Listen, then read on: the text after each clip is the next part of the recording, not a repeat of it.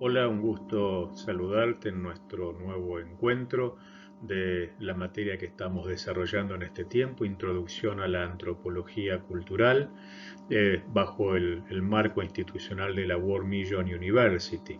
Es un gusto poder saludarte nuevamente y en esta oportunidad vamos a dedicarnos a hablar de la unidad 4, esto es estructura social y evangelio, y particularmente de la Biblia y la cultura. Así que sin más te invito a que podamos juntos estar avanzando en este nuevo tema.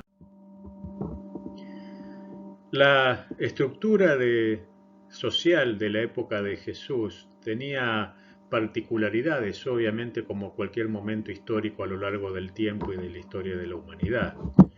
Quisiera decirte que básicamente la diferencia entre la sociología y la antropología está dada porque la antropología subraya la necesidad de analizar los fenómenos sociales desde el punto de vista nativo, desde el punto de vista de la persona en sí que está desarrollando o atravesando ese fenómeno social. Ese punto de vista nativo o autóctono se denomina EMIC y adopta la perspectiva y punto de vista del grupo estudiado. Esto es, trato de analizar y comprender la sociedad y la cultura de un determinado pueblo en el momento histórico de ese pueblo, pero desde la perspectiva de ese pueblo.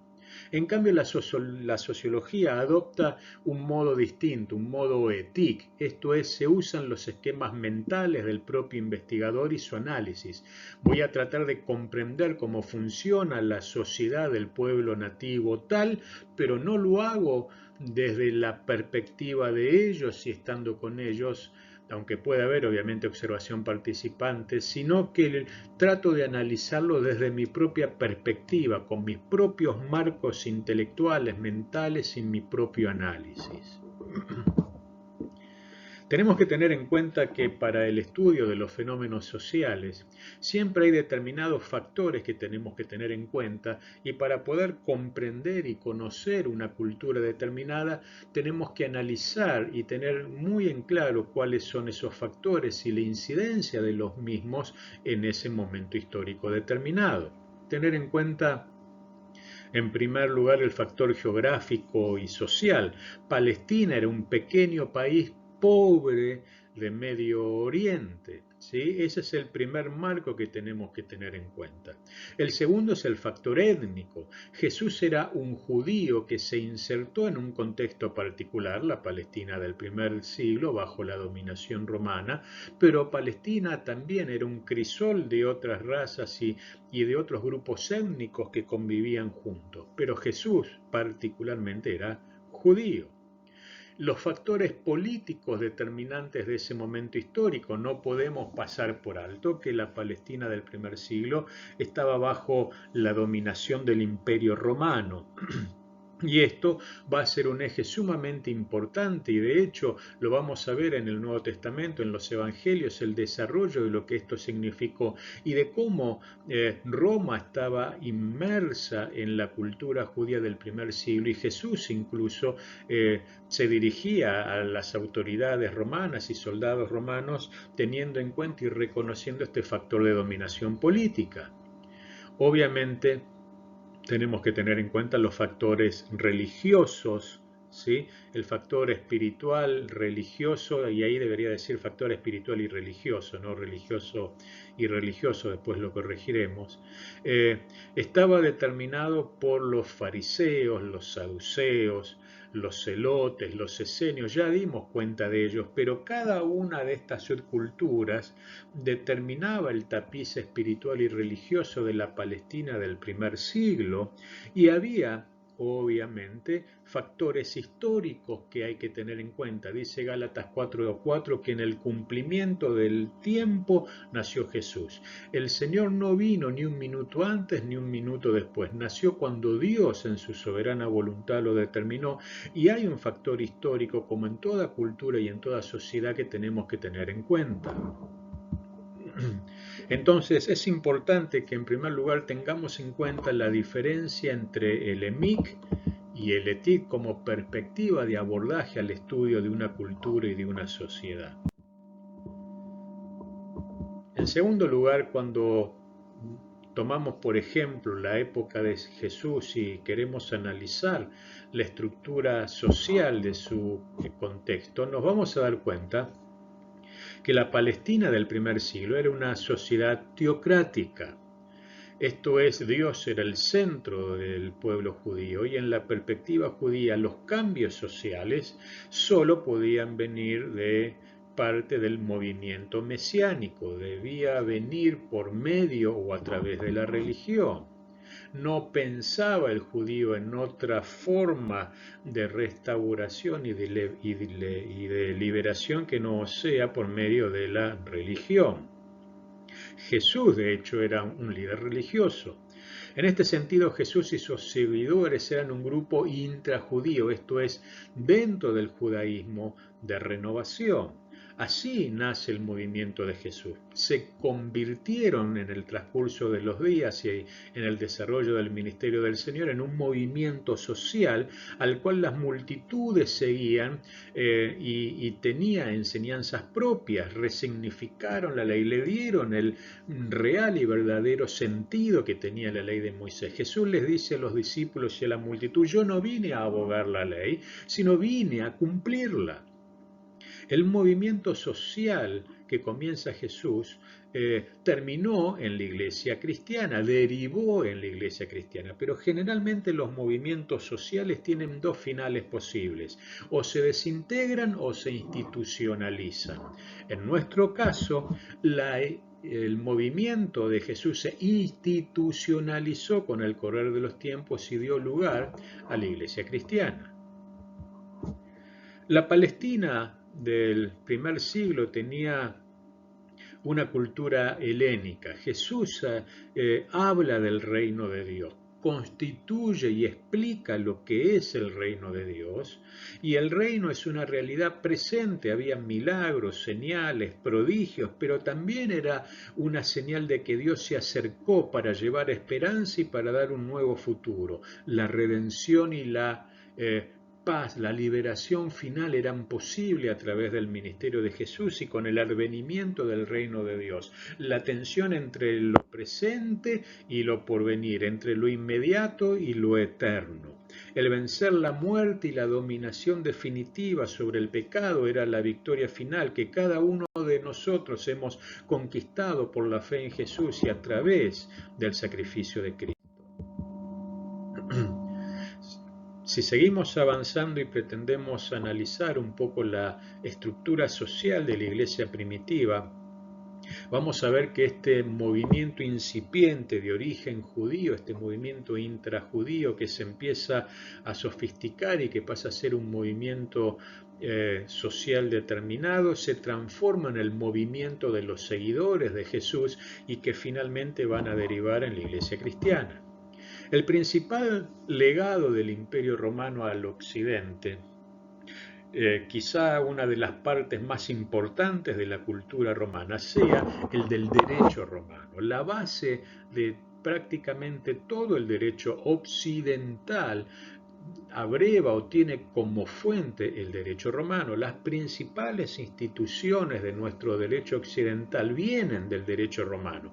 El divorcio, la familia, la herencia, las sucesiones, la compraventa, los contratos, las obligaciones, la responsabilidad parental, la patria potestad, todos esos institutos o instituciones del derecho provienen del derecho romano. Y en el marco del derecho romano, de la estructura social romana, la familia era una institución esencial. La familia era la principal institución luego del emperador. Era fundamental, esencial a la cultura y a la noción de Roma el concepto de familia. Y toda familia tenía lo que los romanos van a denominar un pater familias, el padre de familia, el jefe de la familia, cuya autoridad estaba por encima de todos, de la esposa, de los hijos, de las nueras, de los parientes y finalmente de los esclavos. El pater familia era el que decidía respecto del resto de la familia, y esta figura de pater familia va a cobrar una significancia especial en el Nuevo Testamento, fundamentalmente en la proclamación de la fe cristiana y en la extensión del mensaje del Evangelio. Si el pater familia se convertía, automáticamente se convertía el resto de su casa. En el Nuevo Testamento se habla de muchas conversiones, por ende de casas enteras, en donde el pater familias abrazaba la fe en Jesús y todo en cascada, todo el resto de la familia, hasta los esclavos, terminaban transformándose en cristianas. Ejemplo de estos: Evangelio según San Juan 4:53, Hechos 11:13, 18:8, Primera de Corintios 1:16, 16:19, Romanos 16:5. Muchos textos o pasajes hay en el Nuevo Testamento que habla de la conversión de casas enteras por medio del pater familias. Las casas fueron, en consecuencia, como te decía, la apertura a la difusión del Evangelio dentro de las esferas del Imperio Romano. Tratar de entender la difusión del Evangelio fuera de la importancia de la familia para Roma y de la figura del pater familias particularmente sería un error. En el Nuevo Testamento se habla del ejemplo que los cristianos representaban para todos los habitantes del imperio. Su fama y los relatos sobre su fe anticipaban la predicación de los cristianos. Ellos eran los que, por ejemplo, se quedaron en la peste antonina allá por el 165 después de Cristo, cuando todos huían de la peste, de la pandemia de ese tiempo. Eran los cristianos los que asistían a los enfermos, eran los cristianos los que iban a buscar a los enfermos para socorrerlos, eran los cristianos los que, mientras estaban siendo muertos o masacrados en el circo romano, oraban por las multitudes y pedían a Dios que tenga misericordia. Este ejemplo de valor, de fe, de amor, de entrega, de servicio, hablaba mucho más fuerte incluso que la proclamación del Evangelio. Si seguimos profundizando sobre las estructuras sociales y el Evangelio, por ejemplo, Jonathan Lewis va a decir que una sociedad es esta definición: un grupo de personas que se relacionan entre sí. Las distintas maneras predefinidas en que estas relaciones son llevadas a cabo forman la estructura social. ¿Qué es una sociedad? Un grupo de personas que viven en armonía y relacionándose entre sí por medio de las estructuras que les dan forma. Dicha estructura permite a los individuos de una sociedad saber de qué manera pueden comunicarse con otros miembros de la sociedad o con miembros fuera o por fuera de la sociedad que los modela. Una cosmovisión predomina en un grupo de gente y generalmente es aceptada por todos. La cosmovisión tiene que ver con nuestra forma de entender el mundo y con nuestra cultura. Nos referimos en este punto a un grupo homogéneo cuando estamos hablando de una sociedad determinada o un grupo cultural determinado, ¿sí? Pero las mayorías de las sociedades son demasiado complejas como para describirlas como homogéneas. En la Palestina del primer siglo estaban los celotes, los saduceos, los fariseos, los romanos, los persas, los griegos, los cristianos, ¿sí? Entonces, cuando hay una multiplicidad de subculturas y de raíces y de formas de convivencia, llamamos o decimos que la sociedad es heterogénea, sociedades complejas con muchas tribus urbanas y suburbanas que se entrelazan entre sí y conviven entre sí. Todas las sociedades modernas son sociedades complejas y requieren de un análisis complejo para poder entenderlas y comprenderlas.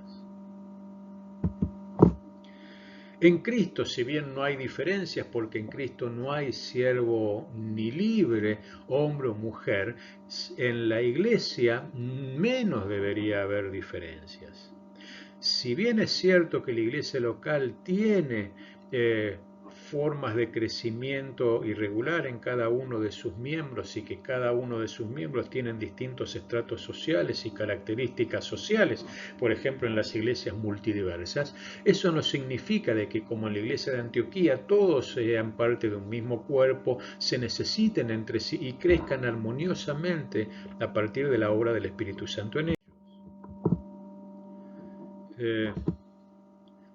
¿Qué debemos considerar o qué debería considerar una iglesia para tratar de predicar de forma eficaz o por lo menos más eficaz a su entorno en el cual está sirviendo o ministrando? Esto es cómo alcanzar de manera más eficaz a las personas que nos rodean.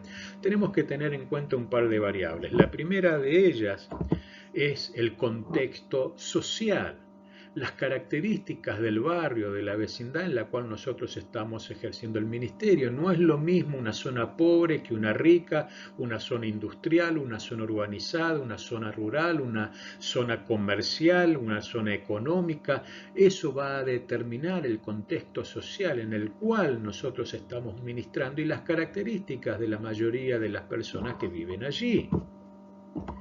En segundo lugar, deberíamos conocer la estructura social del entorno o del barrio que nos estamos moviendo.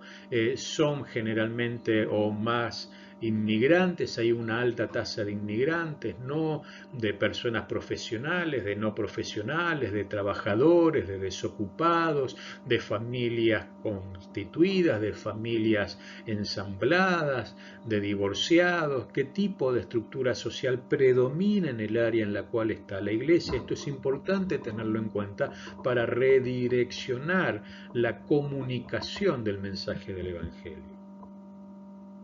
En tercer lugar, tenemos que tener en cuenta la cultura principal.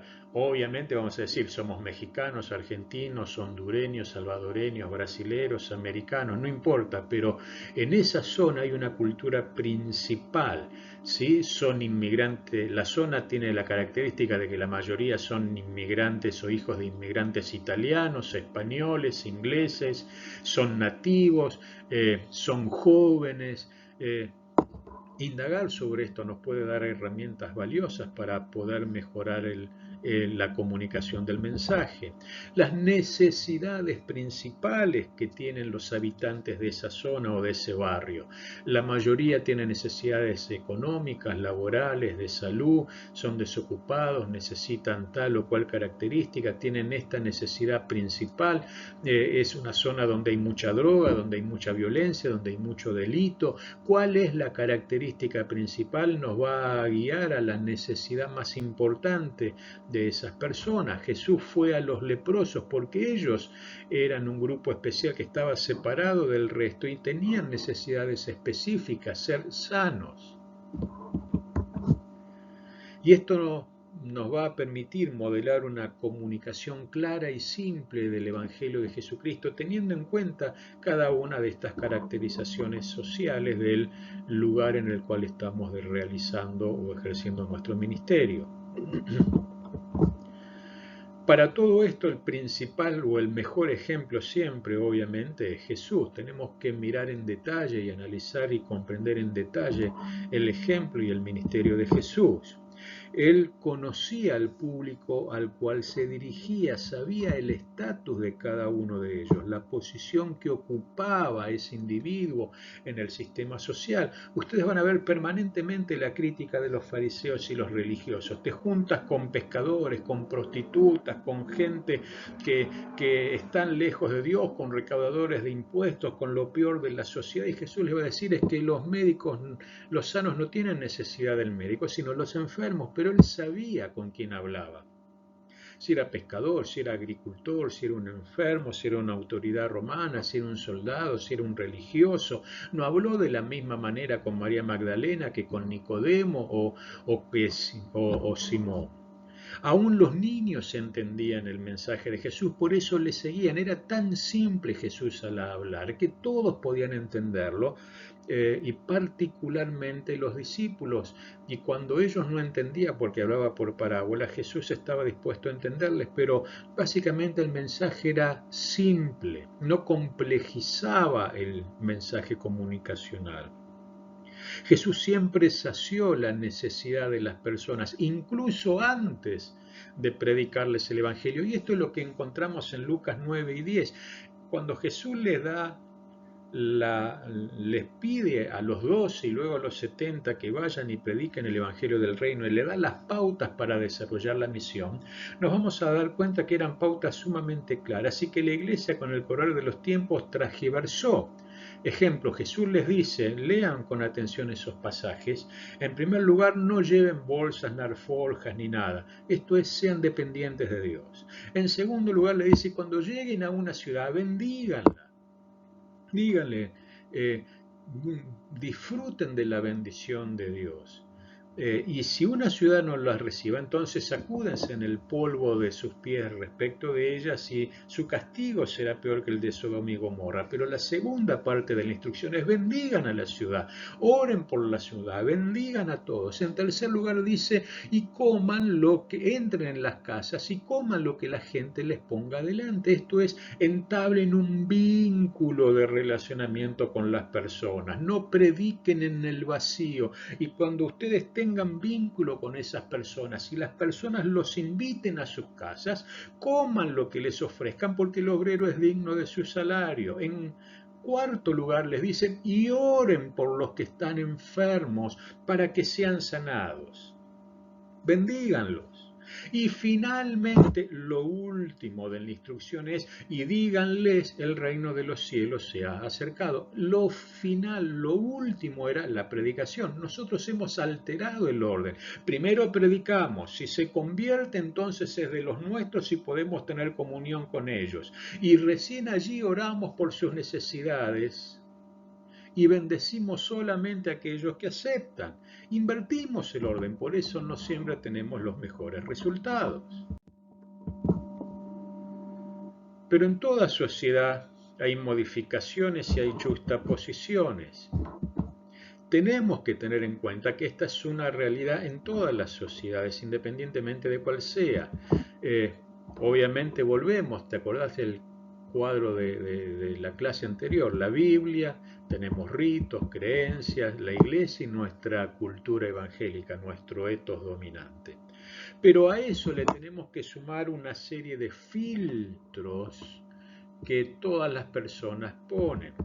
Y dentro de esos filtros está la percepción que las personas tienen de nosotros. Por ejemplo, según el Latinobarómetro, un estudio sociológico que se hace casi todos los años en Latinoamérica, según el Latinobarómetro, el 87% de los latinoamericanos creen en Dios. Sin embargo, cuando le preguntan cómo consideran o cómo calificarían a la iglesia como institución, solamente 6 de 10 dice de manera positiva que tienen una buena opinión de la iglesia. ¿Qué quiere decir eso?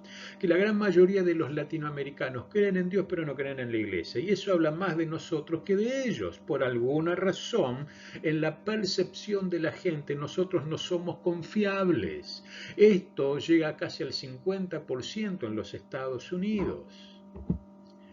Está el filtro de las experiencias. Cada persona se va a relacionar con Dios y va a ver a la iglesia a partir de sus experiencias personales, y eso no podemos cambiarlo. La mujer que tenía flujo de sangre llegó con su necesidad y a partir de su experiencia de enfermedad. Las hermanas Marta o María, las hermanas de Lázaro, profundizaron su relación con Dios a partir de su necesidad, la muerte de su hermano. La multitud que tenía hambre se relacionó con Jesús a partir del hecho de que multiplicó los panes y los peces para saciarlos, con lo cual no podemos evitar que las personas crucen y pongan en su relación con Dios y con la iglesia sus experiencias. Y también el filtro de sus trayectorias de vida.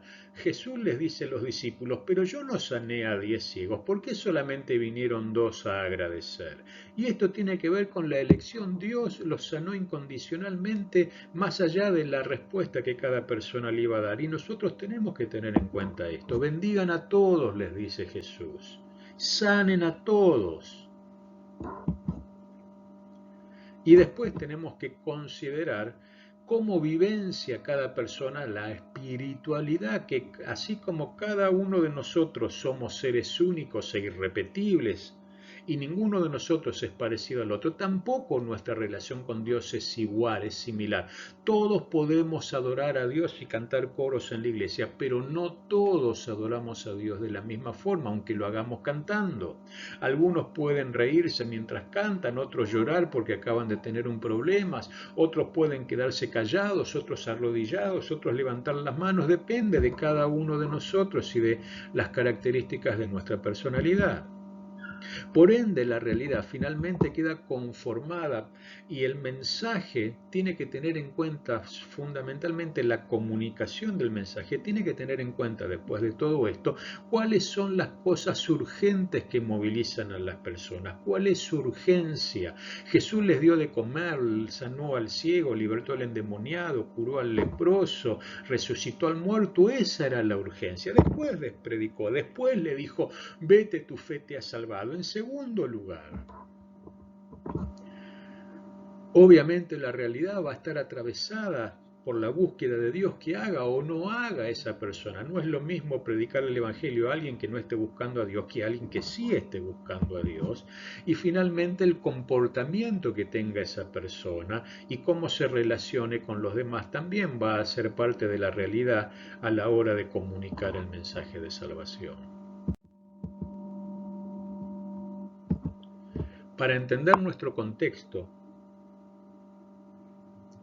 entonces tenemos que tener en cuenta el mundo económico-social, los aspectos socioeconómicos, fundamentalmente la economía, el trabajo, la desocupación, la ayuda social, la composición familiar, la infraestructura edilicia, el acceso a los servicios públicos, todo eso está englobado en las características socioeconómicas que terminan modelando nuestra convivencia y nuestra vivencia social. A eso le tenemos que sumar las urgencias con motivo de lo anterior. Si no tengo trabajo, mi urgencia es conseguir trabajo. Si estoy enfermo, mi urgencia es poder ser atendido en un hospital público que tenga todo lo necesario para llevar adelante mi tratamiento médico. ¿Sí? Ver el mundo de las urgencias de las personas y cómo es la experiencia de vida de las personas, detenernos. Esto es lo que hacía Jesús, se paraba y hablaba con la gente. Hablaba con la multitud, pero tenía tiempo para hablar con las personas y las personas le contaban, le decían cuál era su necesidad, cuál era su experiencia y Jesús les dedicó tiempo para escucharlos. Y esto tiene que modelar el mundo económico-social, las características generales de nuestro ambiente, las urgencias que tienen las personas y cómo ha sido la experiencia de vida de esas personas en su comunidad. Es lo que va a dar lugar a la forma en que yo tengo que llevar adelante la misión. El mensaje no cambia, el evangelio no cambia, pero sí cambian los métodos y la forma de comunicar. No es lo mismo hablarle de sanidad a un enfermo que hablarle de sanidad a alguien que no necesita ser sano. Sería un disparate. Y la antropología precisamente nos ayuda a comprender esta realidad de una manera mucho más cercana a la que nosotros suponemos. Por ende, el pastor debe entender su contexto y lo que la Biblia dice sobre él. La Biblia da respuesta para toda la complejidad de las necesidades humanas. El problema no es que Dios ya no nos dio un mensaje actualizado y contemporáneo. Nosotros tenemos el problema cuando no transmitimos adecuadamente ese mensaje a las personas en su lugar, en su contexto, con sus urgencias y con sus experiencias. Que esto era lo que hacía Jesús y los discípulos. Por eso Pablo se había hecho judío con el judío y gentil con el gentil. A todos se había hecho de todos con tal de ganar a alguien para Cristo. Finalmente decirte que el lenguaje es el resultado de la cultura, es la síntesis más acabada de la cultura. Por medio de él las personas expresan sus ideas, sus emociones, sus sentimientos. Toda la comunidad aspira a que sus miembros conozcan y aprendan su lengua e idioma porque a través de ellos reflejan las características principales de su comunidad. Y cada cultura tiene su propio lenguaje. Si yo me parara a hablar el domingo en la iglesia detrás de un púlpito, no hablaría en alemán porque no tengo miembros que se hablen alemán, o no predicaría en latín. Ahora bien, cada subcultura puede tener modismos o signos propios. No es lo mismo hablar con un anciano que hablar con un adolescente en este tiempo, que tienen un lenguaje absolutamente diferente al nuestro, aunque todos hablemos español. Y a veces ni siquiera sabemos cómo lo que nos están diciendo. No es lo mismo, por ejemplo, dentro de España, hablar en catalán que hablar en español. O los metamensajes de los adolescentes que en WhatsApp y mensajes de texto solo ponen consonantes y emoji, y un símbolo para ellos es toda una locución verbal. Cuanto mejor conozcamos el lenguaje, mejor se predicará de las buenas nuevas. Jesús hablaba, como te dije, de pesca con los pescadores, de agricultura con los agricultores y de autoridad con los romanos. No hay lenguaje sin cultura y sin lenguaje.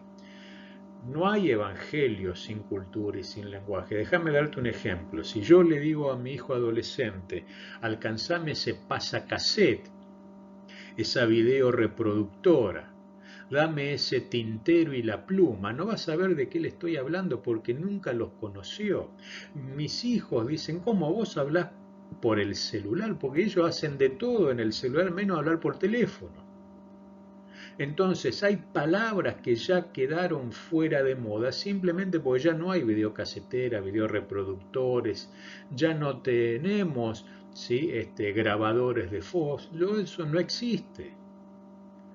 Y fíjate, si prestas atención a las predicadores, hay muchas palabras que para la iglesia moderna pasaron de moda, pero que para la Biblia no. Ejemplo, ¿cuánto hace que no escuchás predicar o mencionar la palabra infierno en un púlpito? La palabra arrepentimiento, la palabra santidad, la palabra regeneración, la palabra compromiso, la palabra obediencia, la palabra sufrimiento. Eso habla más de nosotros que de la realidad del Evangelio.